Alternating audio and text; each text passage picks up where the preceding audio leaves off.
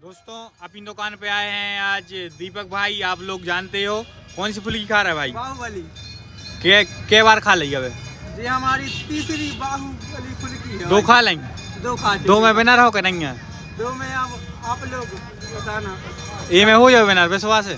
देखते हैं। चलो खाओ, देख रहे भैया अपन का लग रहा है आप और खिलाने ये विनर हो रहा है कि नहीं हो रहा है। सब जने किए थे कि बड़ी फुल्की रेत है, खा नहीं पाता है। एक नियम है, मुँह से बाहर पानी नहीं आना चाहिए। बाकी अरे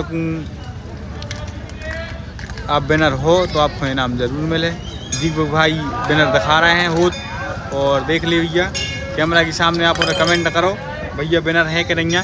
वैसे भाई को हमें इनाम दाएँ दे रहा है, इसे दाएँ दे रहे हैं कि हमें लग रहा है, अगर आप और नहीं लग रहा हो तो हम वापस ले लें। देखो कैसे लग रहा भाई दीपक भाई, मज़ेदारी। और अपने ते है बाहुबली फुल्की के लिए मुँह बड़ा होना चाहिए, दिल नहीं है। मुँह बड़ो